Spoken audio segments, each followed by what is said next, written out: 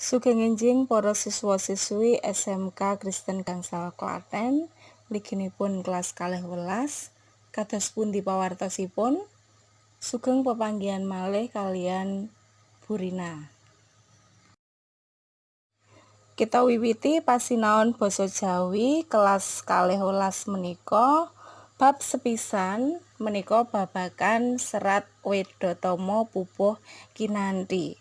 Kados dene materi ingkang sampun kepengker bilih bab sepisan menika temtu kemawon ngenani bab serat Wedhatama, ananging ingkang bentenaken inggih menika babagan pupuhipun utawi babagan tembang mocopatipun.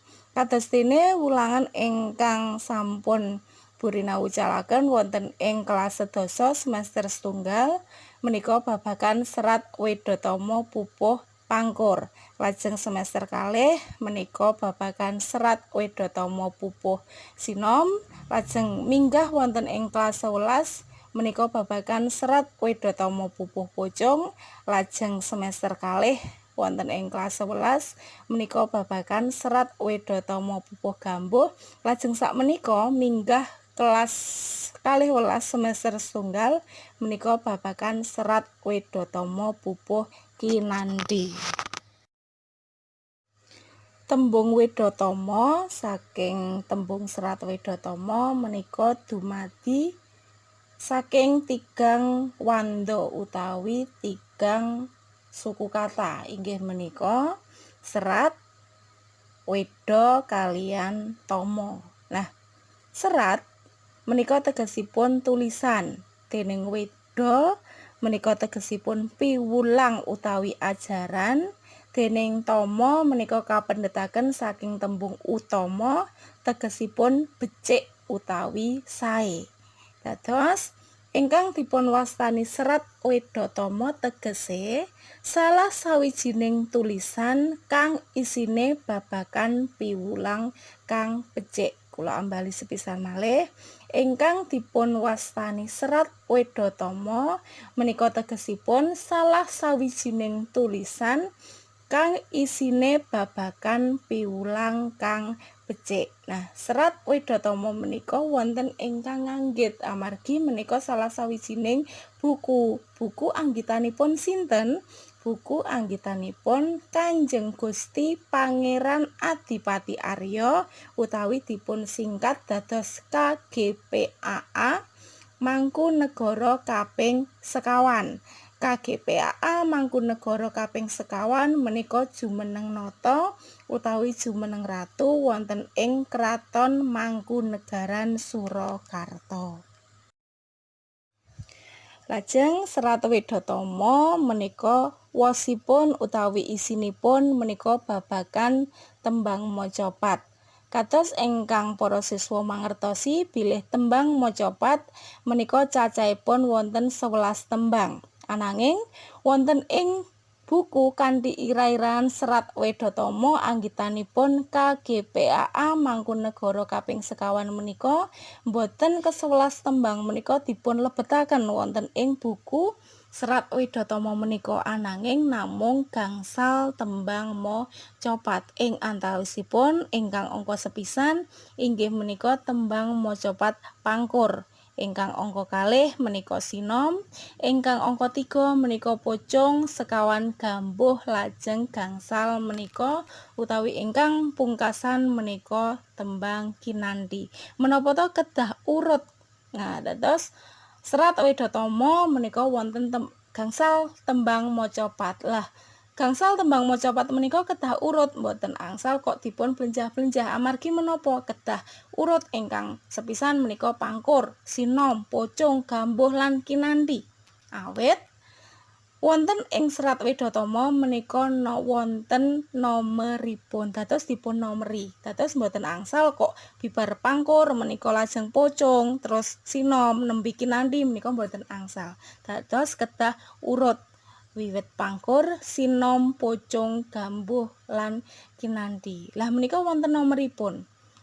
Ingkang sepisan menika tembang macapat pangkur. Tembang macapat pangkur menika dumadi wonten 12 pada. Lah Menika tulisanipun pada ananging wonten ing basa Jawi menika dipun waos padha. Padha menika tegesipun bait. Wonten ing geguritan utawi wonten ing puisi menika dipun wastani bait. Menika sami kalian padha wonten ing tembang macapat. Dados dumadi wonten 12 padha utawi 12 bait. Lah menika wonten nomoripun ingkang tembang pangkur menika dipun nomeri wiwit nomor setunggal dumugi nomor 12. Menika wonten nomoripun. Lah cacahipun wonten 12 padha. Lah kados pundi to kinten-kinten ingkang madosi setunggal padha wonten ing tembang pangkur menika wonten pinten larik. Lah menika dados tembang pangkur setunggal padha menika wonten pinten larik. Para siswa kedah mangertosi ingkang dipun wastani guru gatra wonten ing paugeran tembang macapat. Mangke kula badhe andharaken wonten ing wingking. Nah, dados tembang macapat pangkur menika setunggal padanipun utawi setunggal baitipun menika wonten 7 larik. Amargi napa? Amargi guru gatranipun menika wonten 7. Dados setunggal bait wonten ing tembang pangkur menika wonten 7 larik. Lah 7 larik padha kaping kalih inggih 7 larik, padha kaping 3 inggih 7 larik, dumugi padha nomor 12. Menika tembang macapat pangkur. Lajeng ingkang angka kalih menika tembang macapat sinom. Menika dumadi wonten 18 padha. 18 padha menika nggih dinomeri. Dados mangke saling berkesinambungan. Bibar tembang pangkur wonten 12 bait nomoripun nomor setunggal dumugi nomor 12. Lah sinom menika dumadi saking 18 bait utawi 18 padha menika nomoripun nomor gangsal welas dumugi 3 dasa kalih. Lah setunggal bait wonten ing tembang sinom menika wonten pinten larik menika cara ngetangipun sami kalian tembang pangkur wonten ing nginggil. Menika caranipun madosi langkung rumiyin ingkang dipun wastani guru gatra. Guru gatra wonten ing tembang sinom menika benten guru gatra wonten ing tembang pangkur. Dados guru gatra wonten ing tembang sinom menika cacahipun wonten 9. Dados setunggal bait utawi setunggal padha wonten ing tembang macapat sinom menika wonten 9 larik. Nah, lajeng ingkang angka 3 menika tembang macapat pocung. Tembang macapat pocung menika dumadi wonten gangsal welas padha.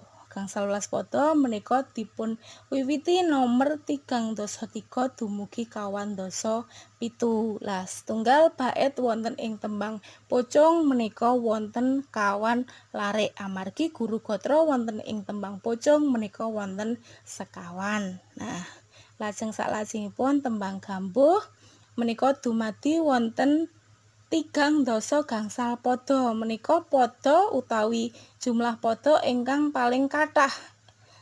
Nah, wonten 3 dasa gangsal padha menika dipun wiwiti padha nomor 2 dasa 8 dumugi 8 dasa kalih. Lah setunggal padha wonten ing tembang gambuh menika wonten gangsal larik. Amargi guru gatranipun tembang gambuh menika wonten gangsal. Lajeng ingkang pungkasan menika tembang kinanthi.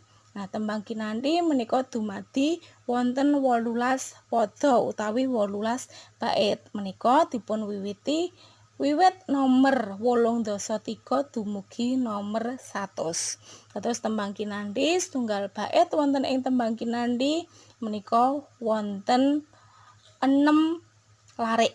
Nah, amargi guru gatranipun menika wonten 6. Dados menawi tembang pangkur sinom pocung gambuh kalian kinanthi menika dipun gunggung cacahipun menika wonten 100 padha utawi 100 bait. Salajengipun pangertosanipun tembang kinanthi inggih menika salah sijine tembang macapat kang umume dienggo nggambarake rasa seneng, katresnan lan kawicaksanan. Kinanthi bisa duwé teges gegandhengan tangan lan bisa uga jeneng sawijining kembang. Kinanthi iku saka tembung kanthi utawa tuntun, kang ateges dituntun supaya bisa mlaku ngambah panguripan ing ngalam donya. KGPAA Mangkunegara kaping sekawan menika nyerat buku kanthi ira-iraan Serat Wedhatama menika wonten ancasipun utawi wonten tujuanipun. Ancasipun kagem mulang kula kaliyan panjenengan sedaya menika babagan unggah-ungguh utawi budi pekerti. Kados dene ingkang dipun wulangaken wonten ing Serat Wedhatama Pupuh Kinanthi menika babagan rasa nepsu kang kudu diatur kanggo tujuan kang luhur. Ngadohi tumindak kang ala, ngertos lan bisa milah-milah ngendi kang sae lan ora. Dados KGPA Mangkunegara kaping sekawan menika mulangaken wonten ing tembang kinanthi menika babagan milah-milahaken ngendi to utawi kados pundi to ingkang badhe kita tindakaken utawi ingkang kedah kita tindakaken lan pundi kemawon ingkang kedah kita singkiri menika ulangan utawi piwulang saking tembang kinanthi ingkang dipun andharaken dening KGPAA Mangkunegara kaping sekawan. Saderengipun nyerat tembang macapat langkung rumiyin para siswa kedah mangertosi ingkang dipun wastani pathokan utawi paugeran tembang macapat. Dados paugeran utawi pathokan tembang macapat menika wonten 3. Ingkang sepisan inggih menika guru gatra, lajeng ingkang angka kalih menika guru wilangan, lajeng ingkang pungkasan menika guru lagu. Dados ingkang dipun wastani guru gatra yaiku cacahing larik saben sak pada. Dadi jumlah larikipun wonten setunggal bait menika wiwit saking nginggil ngantos dumugi ngandhap menika ingkang dipun wastani guru gatra.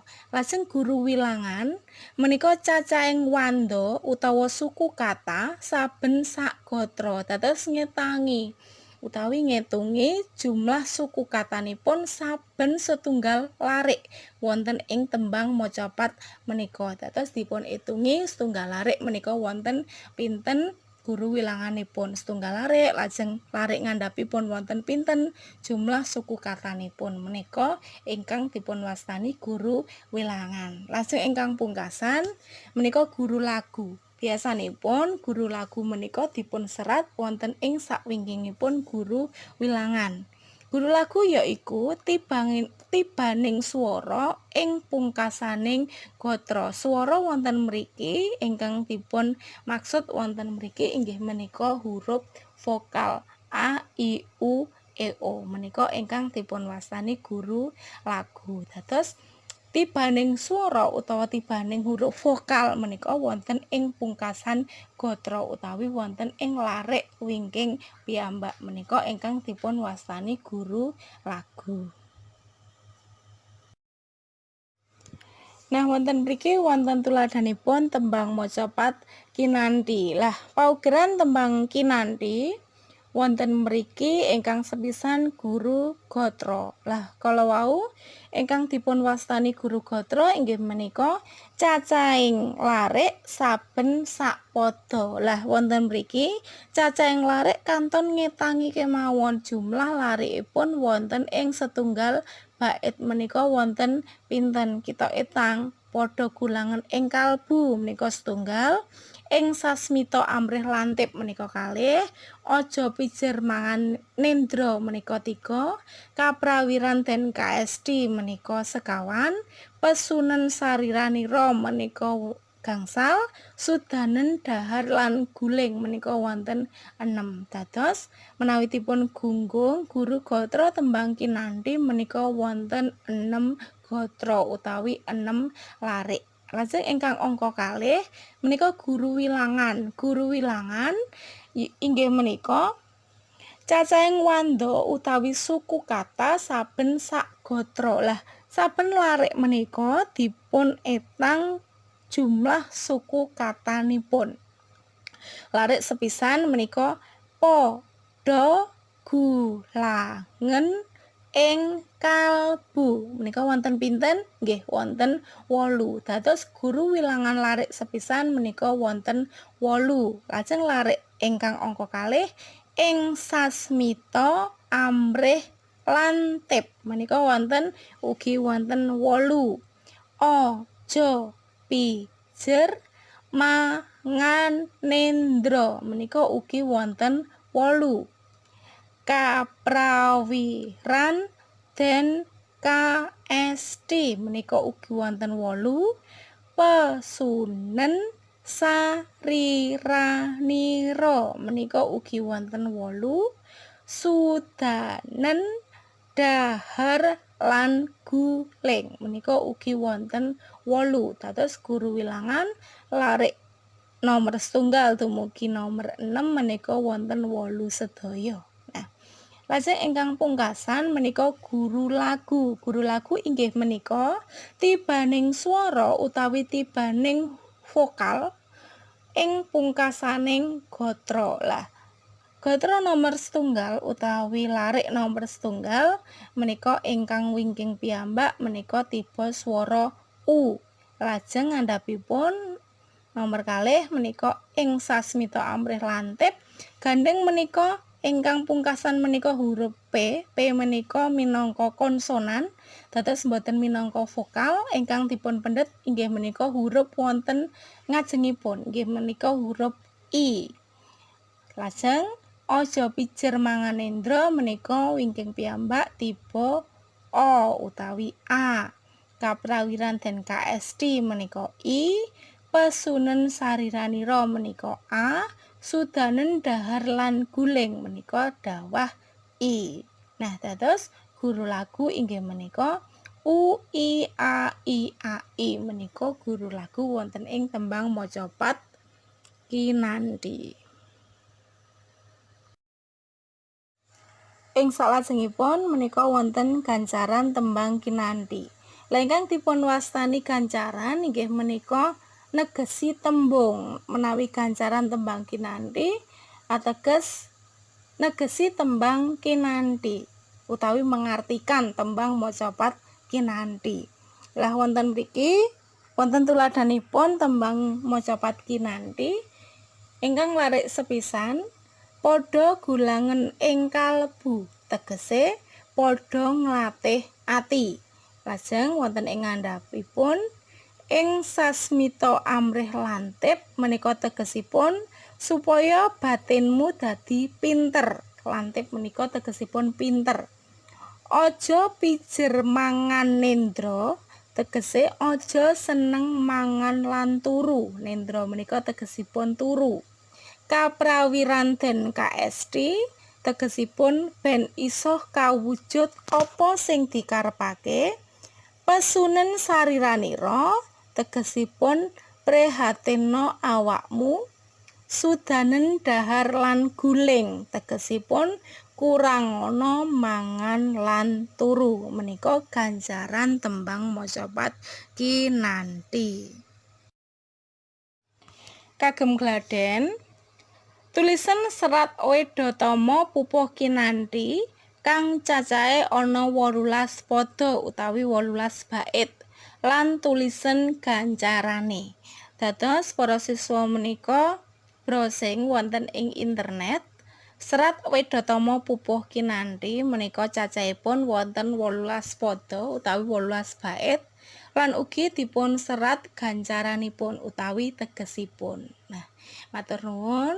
Cekap semanten ingkang saged kula andharaken, Gusti berkahi.